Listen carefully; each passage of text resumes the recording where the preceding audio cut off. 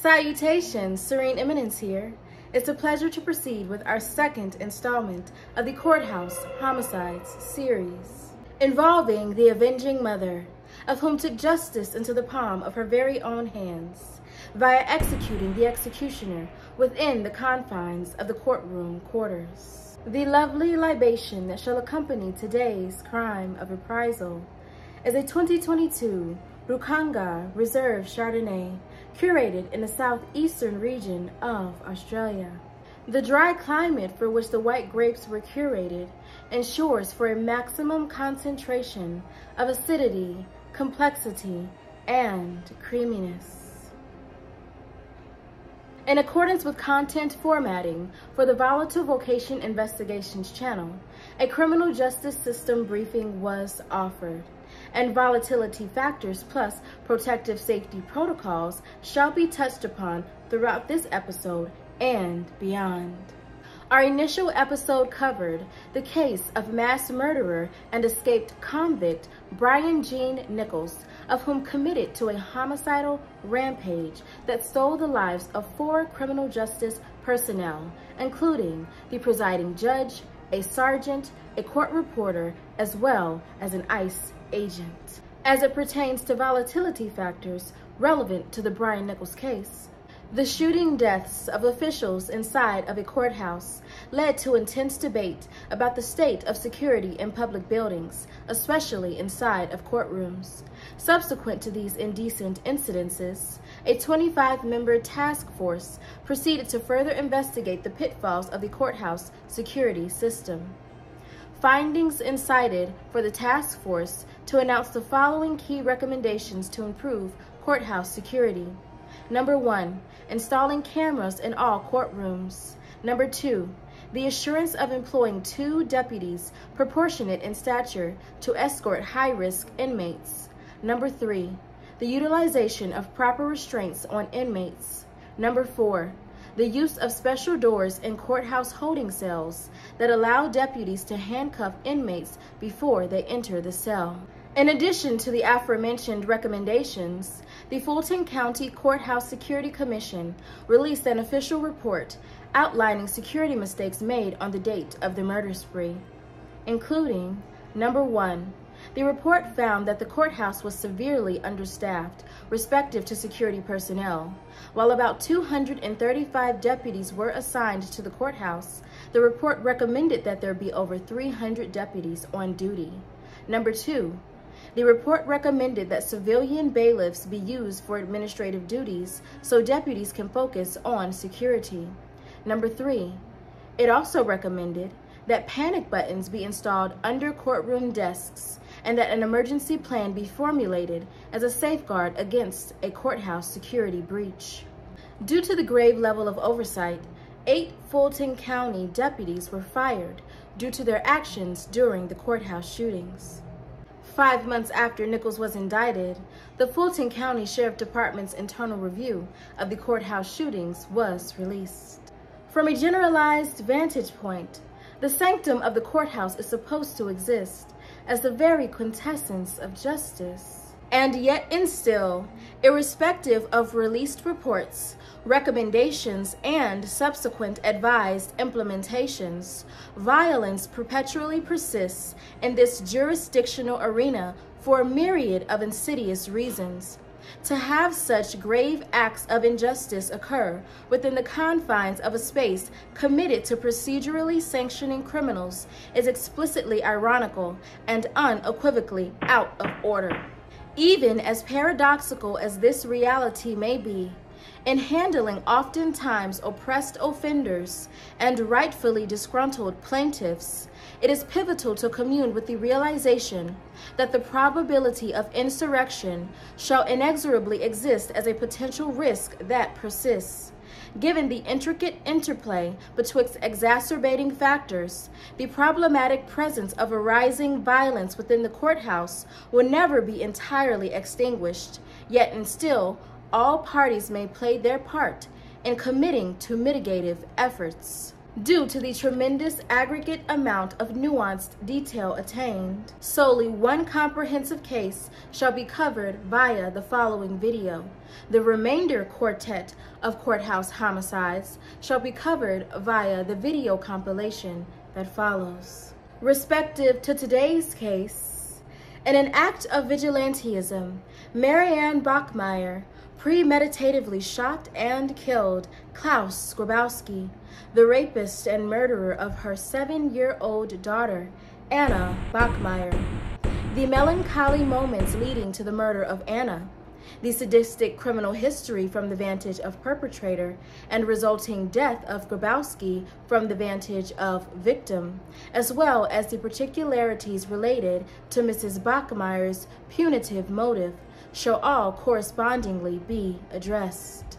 Prior to officially proceeding, I would like to extend my sincerest condolences to the families and all individuals impacted by the loss of these precious lives that I shall be extensively discussing. May the unique legacies of all individuals mentioned via this video live on through the contents of the Vocational Volatility channel, and evermore exists within the hearts and memories of those of whom cared for them most. Disclaimer: viewer discretion is advised. Sensitive topics such as graphic depictions of violence and sexual assault shall be discussed moving forward. Please cease your viewership if you are uncomfortable to any degree with the aforementioned mature matters. Now let's proceed to unveil the intriguing interrelationship betwixt warranted vengeance and resultant resolve amidst this retributive case. In relation to the location, the country for which this crime occurred was in that of northern Germany, particularly within the medieval-style city of Lübeck. With around 216,000 inhabitants, it is the second largest city on the German Baltic coast and is the 36th largest city in Germany. One of the most massive maritime disasters ever to occur took place in the Bay of Lübeck amid the closing days of the Second World War. It caused the deaths of more than 6,000 concentration camp prisoners on May 3, 1945. The SS, sensing that Allied troops were drawing closer to the Neuengamme concentration camp, moved all the prisoners still able to walk to the city of Lübeck, a German port on the Baltic Sea. There were around 12,000 of us, and the vast majority were Russian prisoners of war. In Lübeck, the prisoners were loaded onto barges and, heavily guarded by soldiers and boats, moved along Lübeck Bay to the Baltic Sea, where there were 3 vessels waiting for them, 2 small and 1 large, on the 3rd of May 1945. Respective to the exact coordinates of the homicide, the crime of reckoning unfolded inside of the District Court of Lübeck, where rapist and murderer Klaus Grabowski was shot several times in the back and rightfully perished upon the cold floor of courtroom number 157. As it pertains to the date, this avenging act transpired amidst the spirit of springtime transfiguration on March the 6th, 1981, exactly 1 year and 3 months after the tragic transition of Marianne's daughter, Anna, which took place on May the 5th, 1980. When speaking of the exact time, on the 3rd day of Klaus Grabowski's trial, at approximately 10 a.m., he engaged in a deadly dance with justice and met his maker all in the same instance. Now let's speak on Marianne's easeful apprehension by officials and subsequent charges. She was indeed arrested the same day as the homicide took place, which was of course on March the 6th, 1981. Mrs. Bachmeier was initially charged with murder, but the charge was reduced and she was ultimately convicted of premeditated manslaughter, as well as unlawful possession of a firearm. In delving deeper into sentencing and the development of court proceedings, prosecution had a tough task on their hands in the case against Mrs. Bachmeier. She could not be pardoned because once the courts offer impunity towards one vigilante killing, anyone and everyone could proceed to take the law into their own hands in the name of vigilantism. However, there was a lot of pressure from the public to have mercy on her. Mrs. Bachmeier was released soon after her arrest, but was taken into custody on the 14th of August because law enforcement received information that convinced them that she was a flight risk. While in custody awaiting trial over the span of about 15 months, she attempted to take her own life 5 times. Doctors and psychologists called for her release, fearing that she would suffer irreparable mental and spiritual damage. In its totality, Mrs. Bachmeier's trial lasted 25 days, and she was sentenced to 6 years in prison. She was able to walk out of the courtroom as a free person, as she was only required to go to prison at a later stage. Marianne was put on suicide watch and spent the first 18 months of her incarceration in a psychiatric facility. She was released in June 1985 after serving 3 years. She remained on parole for 2 years and 10 months. According to public opinion regarding the sentence, some felt the punishment was too harsh, while others felt it was too light, wherein 28% of citizens felt that the sentence was appropriate. 27% reckoned it was too harsh, while 25% felt she got off too lightly. The remaining 20% were undecided. Respective to the overarching modus operandi, the theme of vigilantism is at the forefront. She ultimately moved forward with the execution as a means by which to avenge the sickening violation and attempts at slander associated with the saddening death of her daughter. As iterated verbatim shortly after the slaying, Mrs. Bachmeier told the courtroom judge that was present, "I wanted to kill him. I wanted to shoot him in the face, but I shot him in the back. I hope he's dead." In her official statement, she wrote, "I did it for you, Anna." She included 7 hearts to depict the 7 years of Anna's life. When further examining the vigilantism angle, vigilantism is defined as the act of preventing, investigating, and punishing perceived offenses and crimes without legal authority. This case caused an international media frenzy. 2 main points stood out among public opinion. The first was that individuals sided with Marianne Bachmeier, stating that she did the right thing by taking the life of the man who confessed to abducting, raping, and murdering her 7-year-old daughter. The second opinion was that she should not have killed him because he was due his day in court to defend himself, although he had made a very thorough confession to investigators and offered the same during 2 days of court proceedings prior to his death on the 3rd day of the proceedings. Now, in further examining the personal vendetta angle, from the invaluable vantage point of a forensic psychologist, she very well may have been deeply moved by the desire to thoroughly eviscerate the spirit of successive sexual assault. Thus, in a twofold manner, exacting unmitigated justice respective to her daughter's torturous ordeal, as well as in tertiary relation to her very own traumatizing experiences as a rape victim, possibly embodying the unconscious motivation of ceasing cycles of sexual assault, thereby preventing future women and young ladies alike from being assaulted yet again by this vicious repeat offender. Mrs. Bachmeier's daughter was indeed the 3rd and, thankfully, last young lady to be victimized at the hands of the aforementioned perpetrator. Respective to the cessation of malicious cycles, this act of exacting vengeance against a perpetually wicked perpetrator is reminiscent of a film pre-screening that I was invited to. The film was officially released in the year of 2022 and was entitled The Watcher. The plot was as follows. A young American woman moves with her husband to Bucharest and begins to suspect that a stranger who watches her from the apartment building across the street may be a local serial killer, decapitating women. Towards movie's end, the protagonist oriented herself in a sacrificial position so that she may stealthily deceive the antagonist into the grips of his very own demise.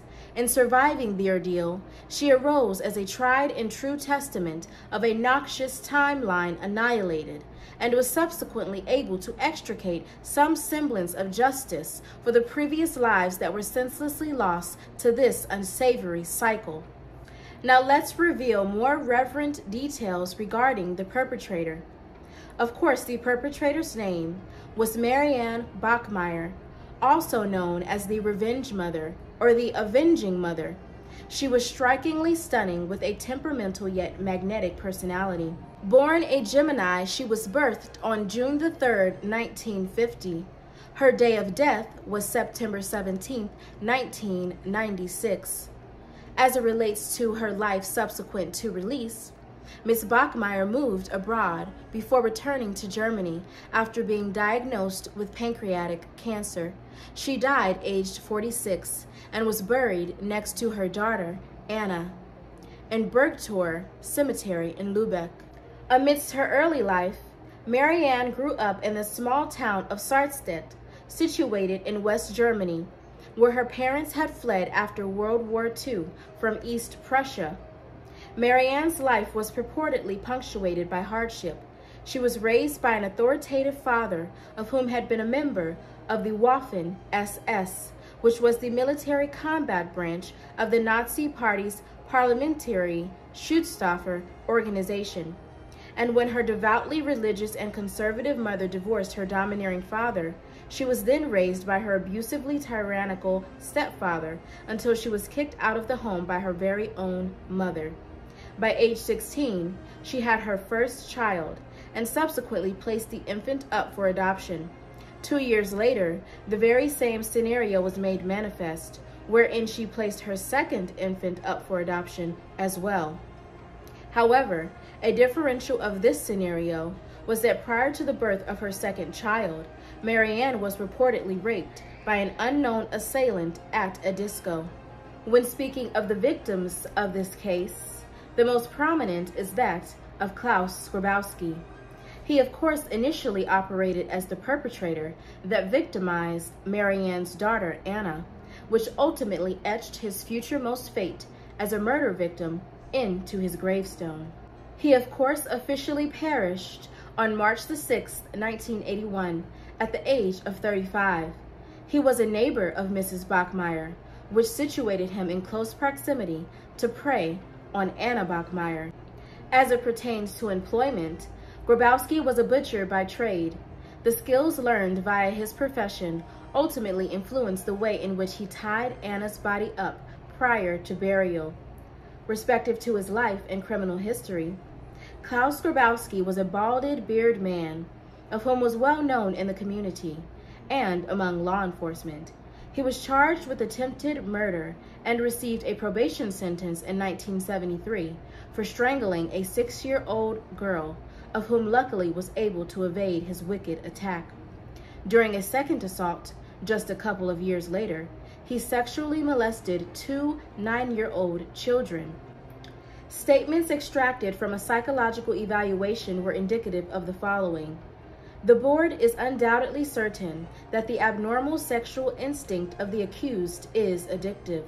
The accused was aware of the unauthorized activity, but he was considerably limited in his ability to prevent it because of his addiction to the offense. In 1976, Klaus Grabowski was sentenced to spend time in a psychological treatment facility for sexually abusing the 2 girls. And as a part of his rehabilitation, he was chemically castrated. Grabowski was given a choice. If he agreed to the chemical castration, he would be released. If not, he would have to remain at the institution for an extended period of time. He agreed to the former, and thus the procedure was performed, and he was released shortly after. However, there was no follow-up treatment nor integrative help offered. At this crucial point, he should have had more psychological care in tandem with hormonal treatment regimen. 2 years after his release, Grabowski visited a urologist and requested hormone treatment. That was to reverse the castration. This treatment was approved by the court because he reported physical side effects. He also had a fiancée at his side, and they wanted to start a family. To the court, it appeared as if the treatment was successful and that Grabowski had turned his life around. Grabowski had lied to the urologist about receiving mental health support, and the urologist did not follow up.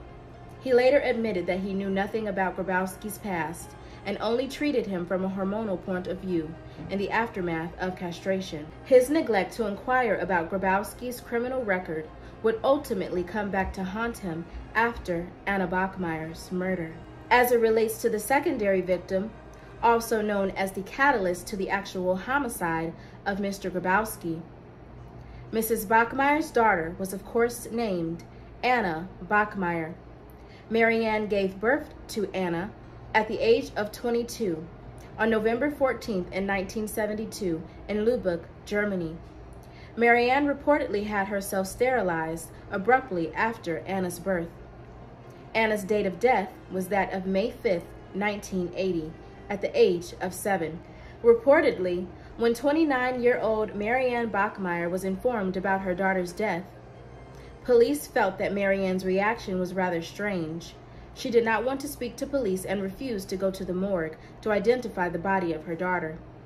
Police had never experienced a reaction like this and did not quite know how to approach the situation. At Anna's funeral, Marianne made sure it was everything but a traditional religious ceremony and arranged for a Pink Floyd song to blast loudly amid the church. Anna's early life was not punctuated by as much hardship as that of her mother, but was still indeed a bit rocky. Anna was reported to be a happy and free-spirited young lady, which was akin to Marianne's temperament. Anna's father, Christian Berthold, volitionally chose not to be involved in the pregnancy nor Anna's upbringing, aside from sporadic visits here and there.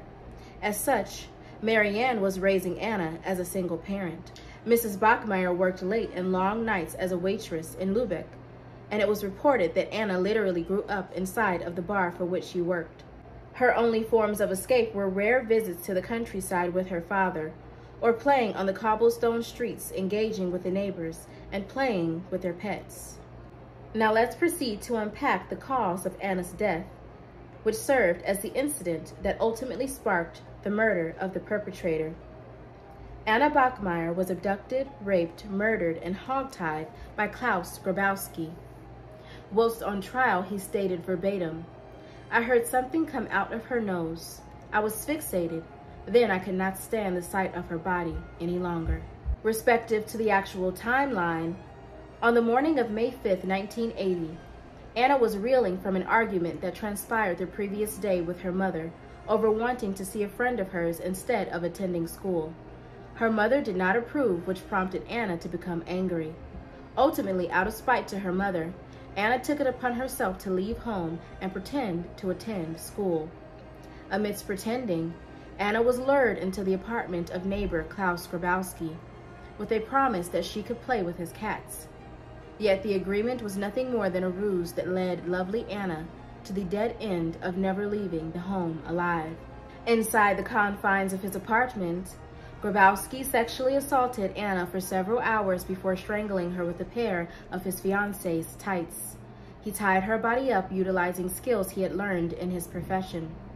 Grabowski placed Anna's body into a cardboard box, loaded it onto his bicycle, and buried her body along the bank of a local canal in a shallow grave.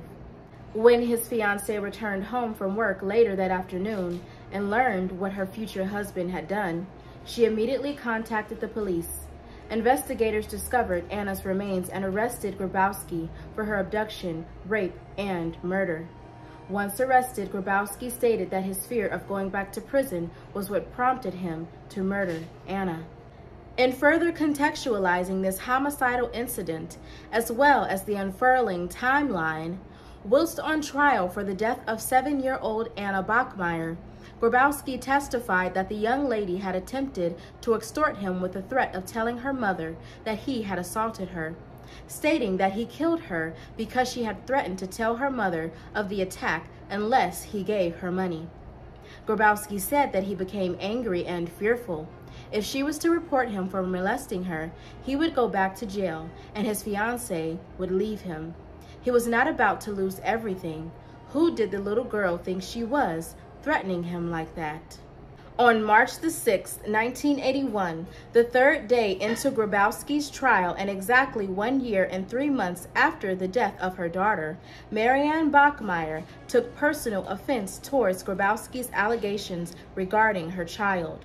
During an interview in September of 1995, she admitted that she had shot the alleged killer of her daughter after careful consideration to enforce the law on him and to prevent him from further spreading lies about Anna.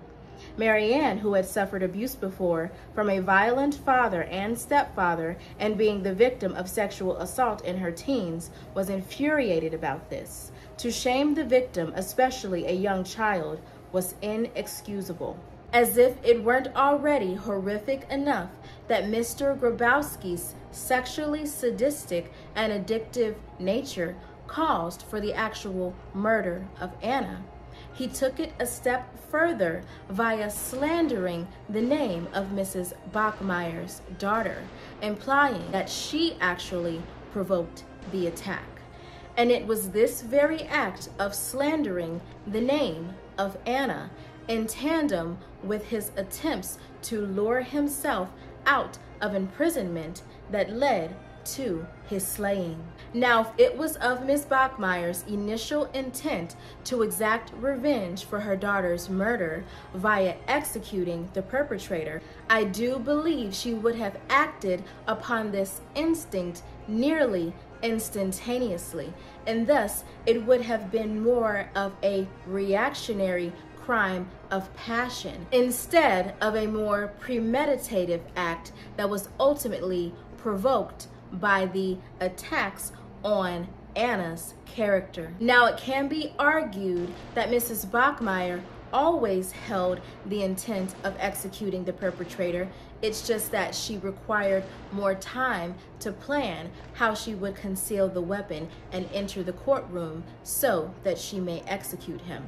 However, during this time, around the 1980s in Germany, there was no specific security clearances nor metal detectors required for individuals to walk through prior to accessing the courtroom quarters, so thus a plan to conceal was not necessary. It was actually reported that Mrs. Bauchmeier secured the gun from a customer of the bar for which she worked at, and Mrs. Bauchmeier secured it for her own safety purposes. Subsequent to the death of her daughter, she began to feel increasingly unsafe, and she actually stashed the gun at her daughter's gravesite, hiding it nearest her gravestone. And when keeping in mind that Germany had actually abolished the death penalty, it was quite literally up to Mrs. Bauchmeier to take justice into the palm of her very own hands via slaying the perpetrator within the courtroom quarters for the character assassination of her daughter. As such, on a cold, rainy Friday, Mrs. Bauchmeier proceeded to secretly carry a .22 caliber Beretta 70 pistol in her purse through the courthouse directly into an active courtroom. There wasn't a lot of people in the courtroom as the doors only opened to the public 5 minutes before the start of the session. Klaus Grabowski was led inside from a side door and taken to his chair in the dock. He sat down with his back to the entrance. She turned around and calmly walked over to where Grabowski was sitting. With the short distance of only a couple of yards between them, she pulled out the .22 caliber Beretta from her purse, aimed it at Klaus Grabowski's back, and opened fire. She fired 8 shots, of which 7 hit her daughter's murderer in the back. He had no chance of survival and simply slumped over on the desk in front of him, then fell over onto the courtroom floor, dying moments later before a doctor could make it to the scene. Marianne threw her firearm aside and gave herself over to an officer of the court without any resistance. At this point, she reportedly said, "I wanted to shoot him in the face. Unfortunately, I hit him in the back. I hope he's dead." Marianne's ex-boyfriend, Anna's father, Christian Berthold, witnessed the incident and muttered, "She did it. She actually did it." It was an eye-for-an-eye justice that the public felt could be justified due to the nature of Grabowski's crime. Ironically, because Grabowski died in the course of his trial, he had not yet been proven guilty, so in the eyes of the law, he died an innocent man. In terms of Marianne's stance on justice and remorse, she verbatimly stated, "I can't imagine that I would have shot this person if he had turned around and said that he was sorry about what he had done. She regretted that it had to happen, but she did not regret doing it. It's significant that she never showed any remorse. She never had a moment where she came out and said, 'What have I done?'" I hope that you all thoroughly enjoyed the unfurlment of this avenging mother's case.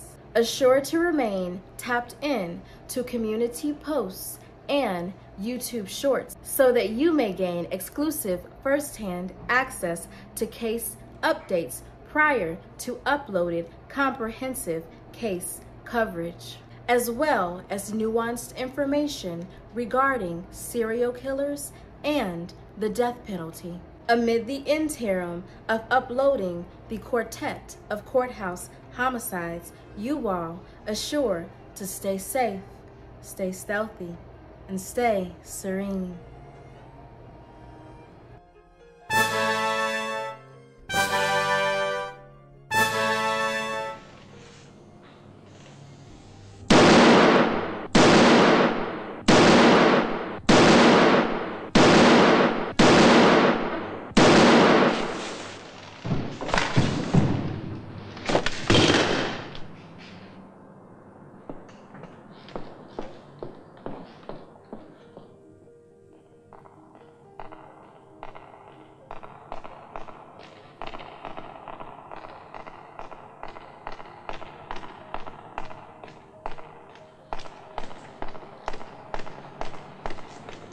Vor 4 Wochen begann hier im Gericht der Prozess gegen die schöne Marianne Grünwald.